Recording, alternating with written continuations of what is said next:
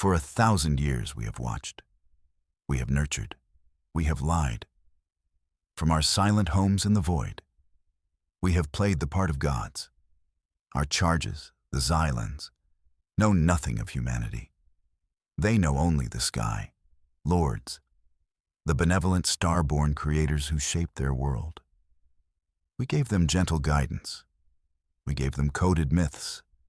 We nudged their progress away from self-destruction. It was a beautiful, necessary deception. Their world, Xylos, is a jewel of blue and green. Its continents are canvases for their sprawling cities. Their art depicts our faces, or what they imagine our faces to be. They carve our likeness into mountainsides. They sing hymns to our silent ships hidden behind the moon. We have watched them grow from scattered tribes to a unified people, a people full of wonder and faith.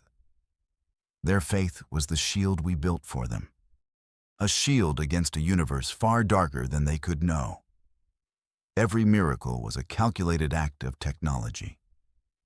A redirected asteroid became a sign of our favor.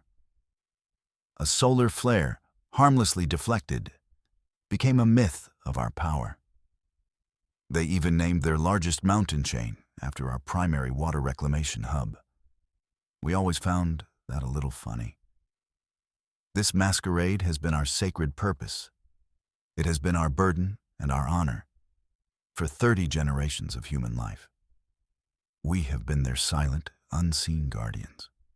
We have held our breath for 1,000 years. We hoped we would have 1,000 more. The universe, however, rarely honors hope.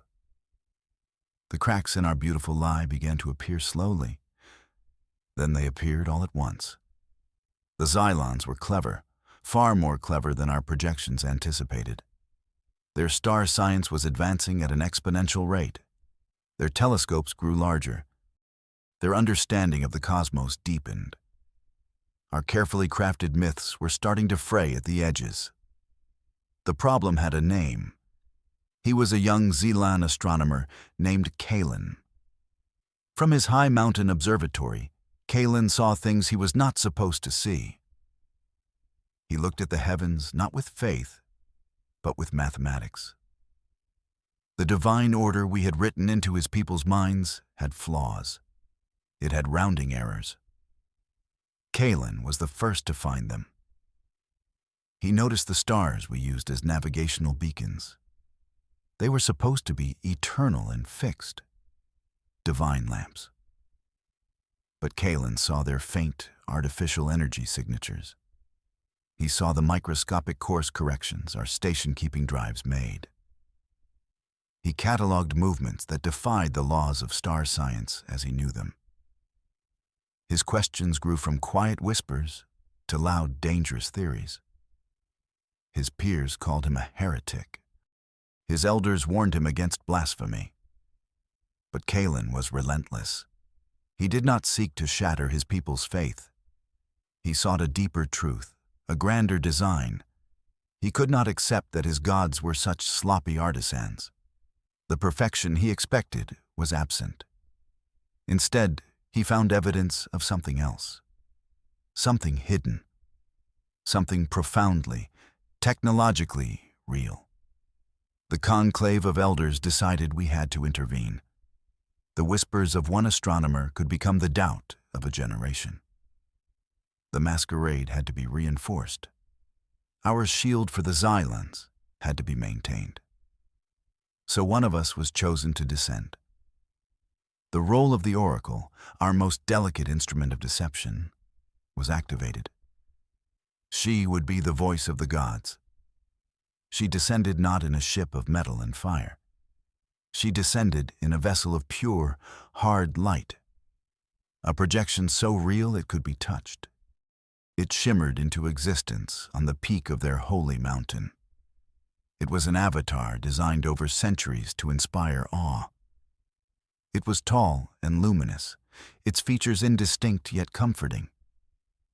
The weight of our 1,000-year lie rested on her shoulders. She spoke to the Xylan high priests. Her words were not her own. They were crafted by our finest linguists and psychologists. They were a symphony of reassurance and gentle warning. The message was simple. The heavens are vast and mysterious. Not all knowledge is meant for mortal minds. Some truths are burdens, not blessings. Questioning the divine is a path to sorrow. The priests wept with joy and renewed faith. They saw a miracle. We saw a desperate gamble. The oracle was our response to a brilliant mind. It was an attempt to soothe a curiosity that we ourselves had instilled. We had taught them to reach for the stars. We just never imagined they would reach so soon, and so accurately. The oracle returned to us. The masquerade was safe, for now. Then, a new terror emerged. It was not a doubt in a Xylan mind. It was a whisper from the outer void. Our long-range sensors, our true eyes on the galaxy, screamed a silent alarm. The alert was a specific energy frequency, a signature we had not detected in 500 years. It was the echo of an ancient, implacable enemy. We called them the Swarm. This was the reason for our entire deception. This was the Great Filter. It was not a test of technology or evolution. It was a predator, a galactic plague that swept through systems. It consumed all life, all energy, all hope. We had found their calling card near a dozen extinct civilizations.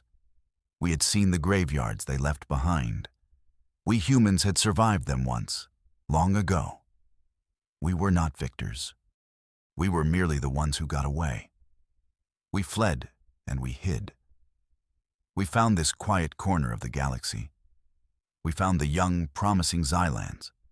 We vowed they would not suffer the same fate. We built our cloaked sanctuaries. We hid ourselves, and we hid them, behind a wall of manufactured divinity. Now, the Swarm was stirring again. They were on the move, and they were trillions of miles away. But in star science terms, they were next door. Our masquerade was no longer just about protecting the Xylan's culture. It had become a race against the apocalypse. The whispers from the void were a death sentence, and it was looking for a new world to deliver it to. On Xylos, Kalen did not heed the oracle's warning.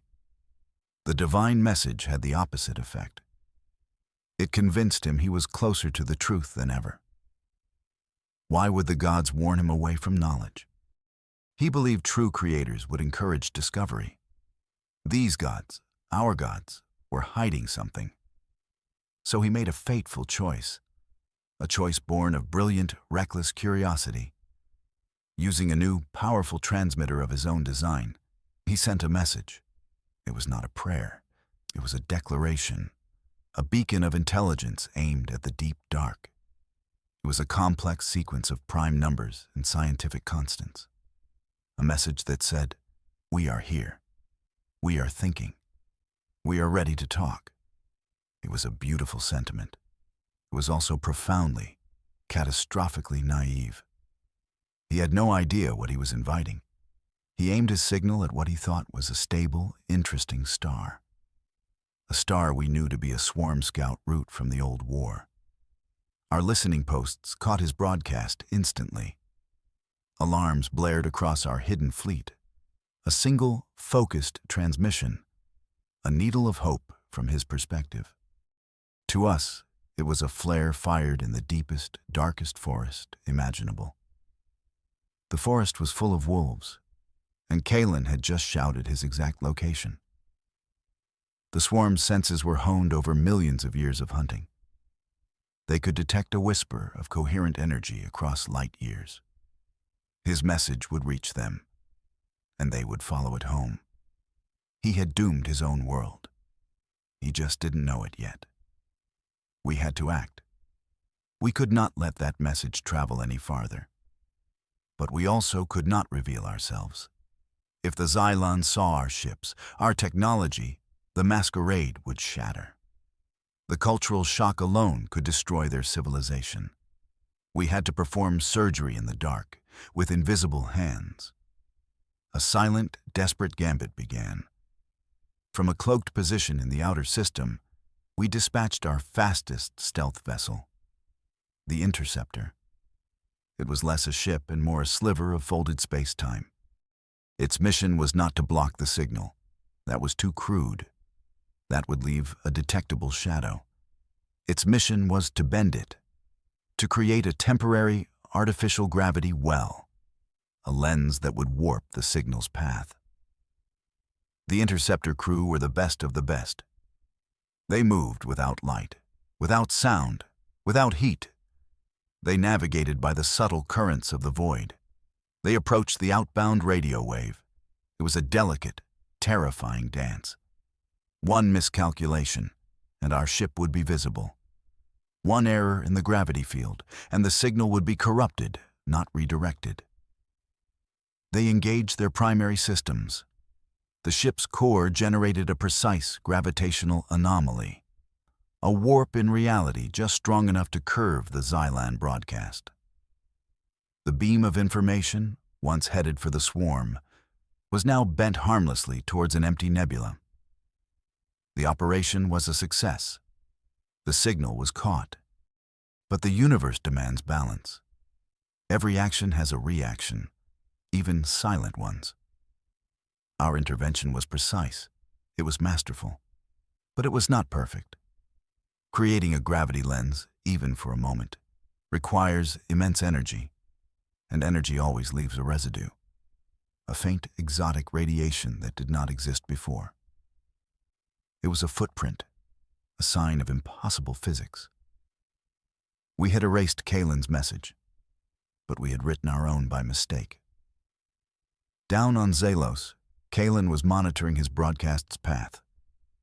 He expected to see it travel unimpeded. Instead, his instruments went wild. The signal vanished, as if swallowed by the void, and in its place, a bloom of high-energy particles. Particles that, as star science said, could not exist naturally. They were the signature of a technology far beyond his own. He now had his proof. The gods of his people were not just hiding. They were actively interfering. They had technology that could manipulate the fabric of space. This was not divine providence. This was not a miracle.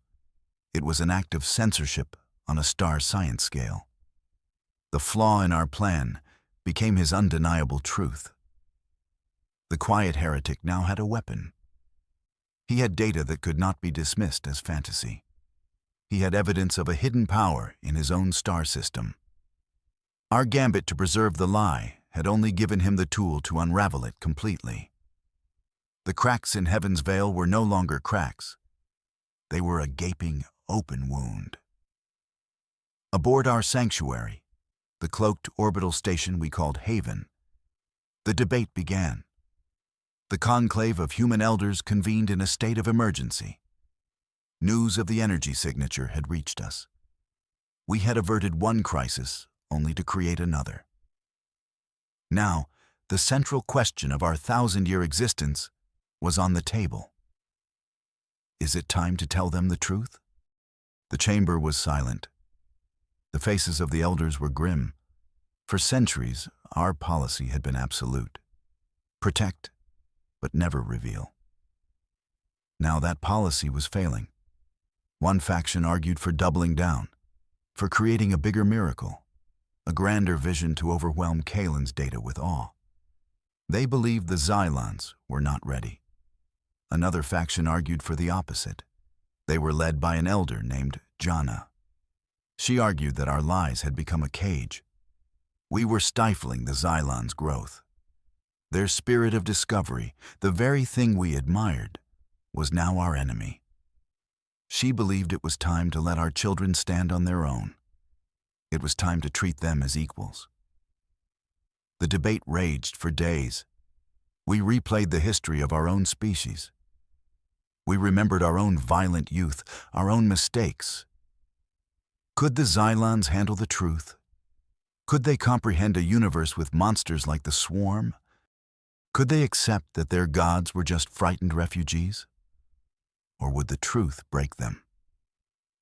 The argument was cut short by a new alert. It was from the Deep System Patrol. It was the alert we had dreaded for centuries. Kalen's original signal, though intercepted, had not gone unnoticed. Its initial burst had echoed. It was a tiny whisper, but it was enough. The first true shadow had fallen over their system. It arrived without warning. A single scout ship. It slipped into the system's edge, a sliver of wrongness against the stars. Our instruments struggled to resolve its shape. Its angles were impossible. It seemed to occupy multiple dimensions at once. It was not built. It was grown. A biomechanical horror of chitin and dark energy. It was a creature of pure hunger. The scout moved with a chilling purpose. It wasn't exploring. It was hunting. It tasted the faint trail of Kalen's signal. It followed the lingering residue of our intervention. It moved towards the inner planets. It moved toward Xylos. The debate in our conclave was over. The time for discussion had passed. The time for war had returned. The Xylons could not see the scout. Their instruments were too primitive. But we could. We watched its predatory advance. We had to destroy it. But we still clung to the hope of secrecy. We could not engage it with a full fleet. The Xylons would see that battle. They would see us.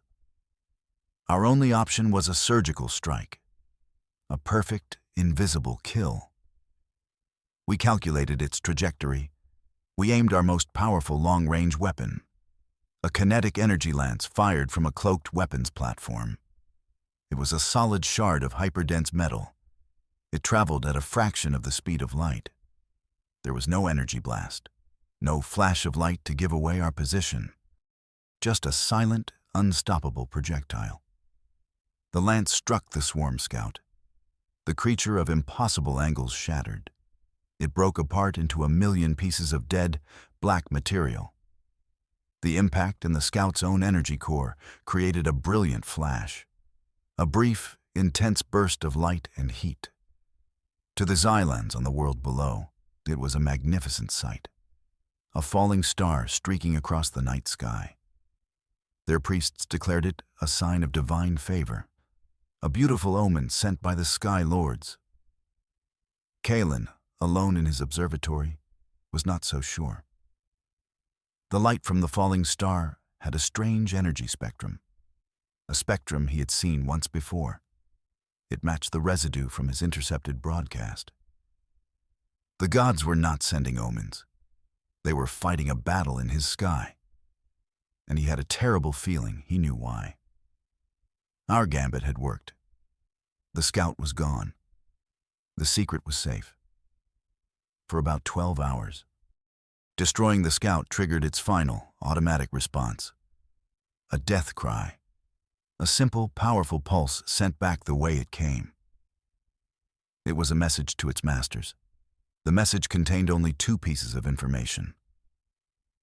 Prey found, and a set of coordinates. The coordinates for Xylos. The response was immediate. The sky did not darken. It tore open.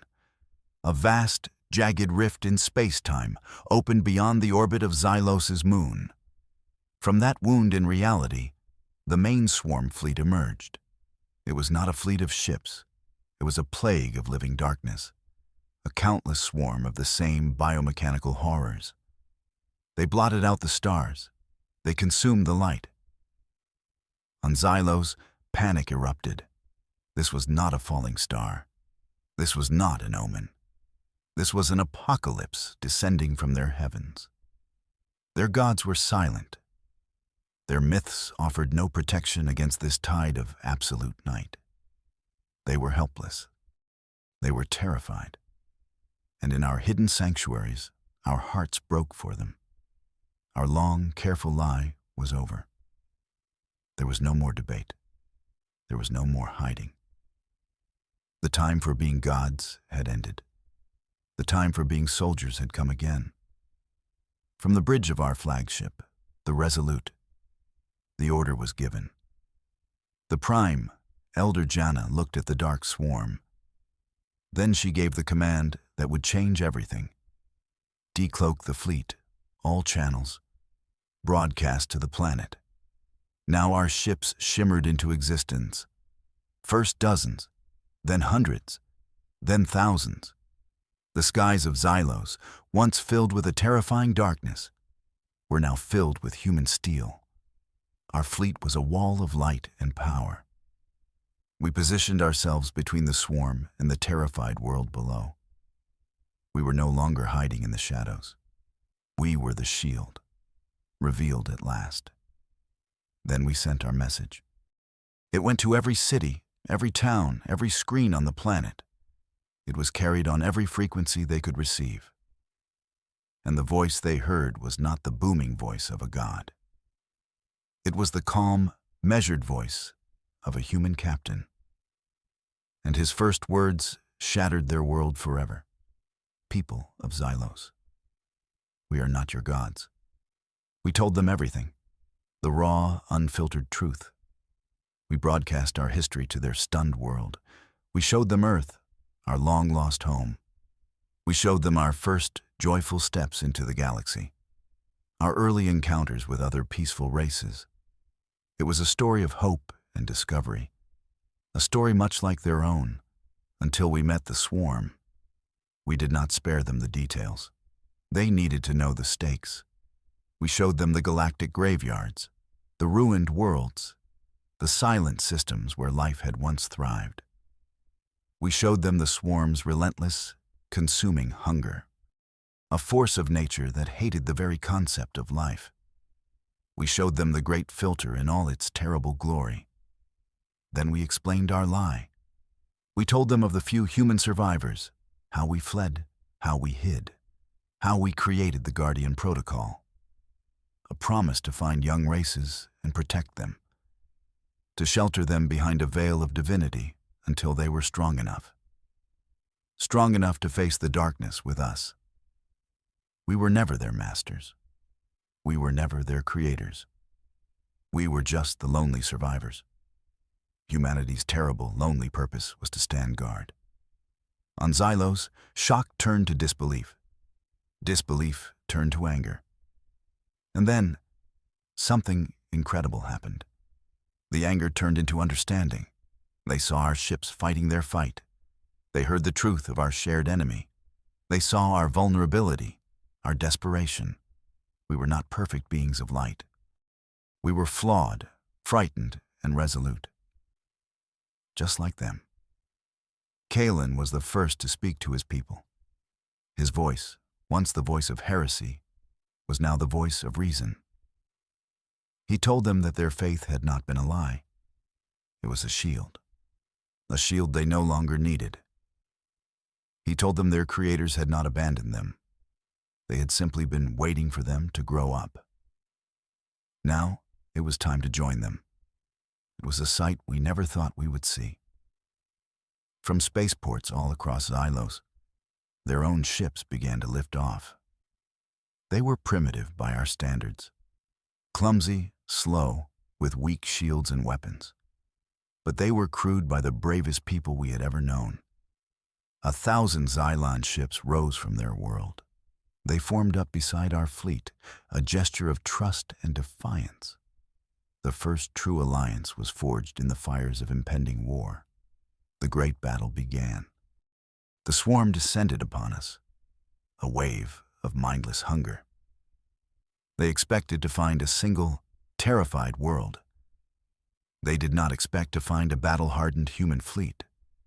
And they certainly did not expect to see that world's people rising to fight alongside their supposed gods. Their predictability was their greatest weakness. Our lances of light met their biological weapons. Our tactical fighters swarmed their larger beasts. And the Xylan fleet, they fought with a courage that shamed us. They flew their small ships directly into the path of danger. They drew fire. They protected our flanks. They died for human ships they had met only hours before. It was a terrible, beautiful thing to witness. The battle for Xylos was won. We drove the swarm back into their dark rift. The cost was high. We lost dozens of ships. The Xylans lost hundreds. But we had held the line. Together. As the last of the swarm vanished, a new and uncertain dawn broke over the planet. The skies were clear once more, but they were no longer empty. They were filled with the ships of two species, side by side. The long war has just begun. The swarm will return. They always do. But now, we are not alone.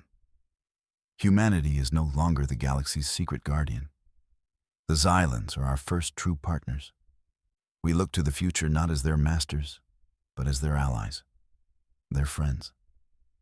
We have a long road ahead. But for the first time in a very long time, we have hope. We will face the darkness together.